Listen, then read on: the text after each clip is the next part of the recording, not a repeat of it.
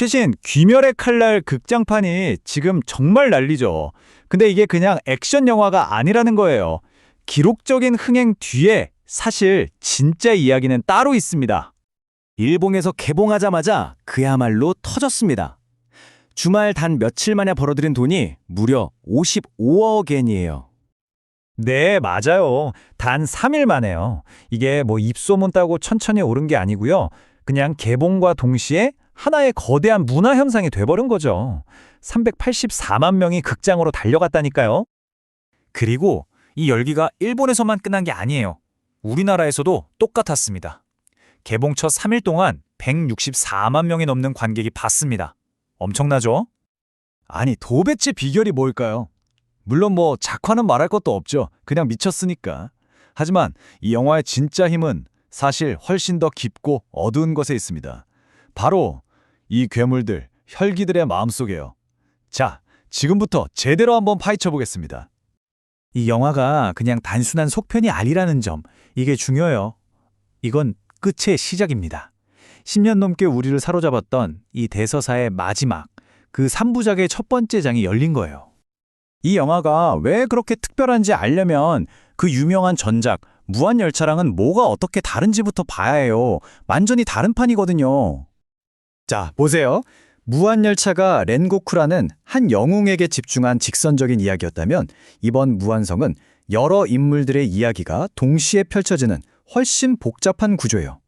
배경도 그냥 열차가 아니라 무한성, 여긴 그냥 장소가 아니에요.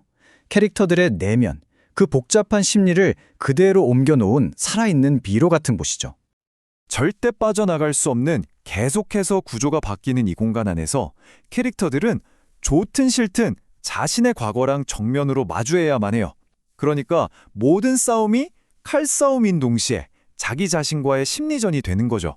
그리고 이걸 가장 극적으로 보여주는 인물이 바로 혈귀, 아카자입니다.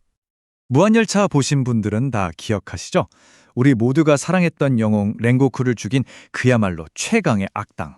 그런데 이번 영화는요, 그 아카자를 그냥 괴물이 아니라 하나의 비극적인 인물로 다시 그려냅니다.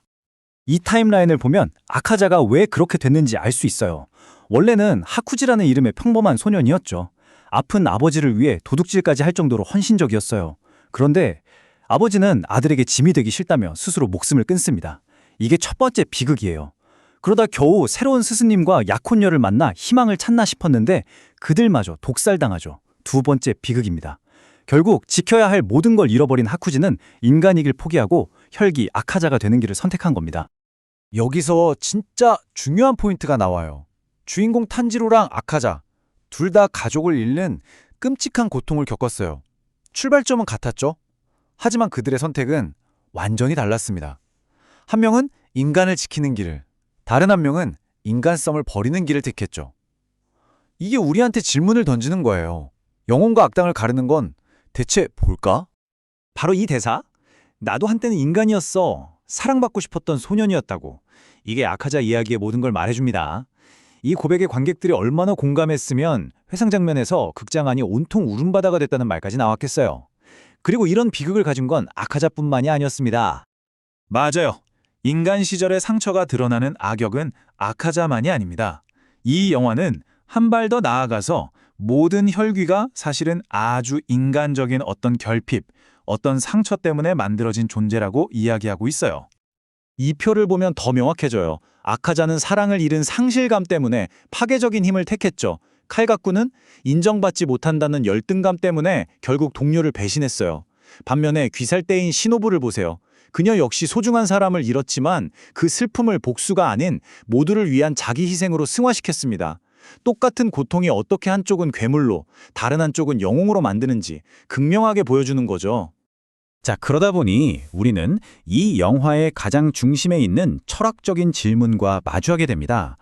영화는 이 악역들의 눈물과 비극을 통해서 관객인 우리에게 이 질문을 아주 집요하게 던지고 있어요. 괴물은 태어나는 걸까요? 아니면 만들어지는 걸까요? 이 영화의 대답은 아주 명확합니다. 여기 나오는 악역들, 혈귀들은요, 그냥 나쁘려고 나쁜 게 아니에요. 오히려 인간이 겪는 고통이 골고 터져서 다른 무언가로 변해버리면 어떻게 되는지 보여주는 일종의 경고 메시지 같은 존재들입니다. 그러니까 이 영화가 왜 그렇게 사람들의 마음을 뒤흔드냐면 바로 이 지점 때문인 거예요. 악이란 게 어떤 타고난 본성이 아니라 지울 수 없는 깊은 상처, 감당할 수 없는 상실감, 그리고 그 고통을 더는 견디지 못했을 때 내리는 선택의 결과물이라는 걸 보여주거든요. 악인은 테러하지 않는다. 악인은 만들어진다. 이게 바로 영화가 끝나고 크레딧이 다 올라가도 우리 마음속에 계속 맴도는 강력하면서도 아주 서글픈 메시지입니다. 그리고 우리에게 묻는 거죠. 인간과 우리가 언제든 될 수 있는 그 괴물 사이의 경계는 과연 어디에 있는 걸까 하고요.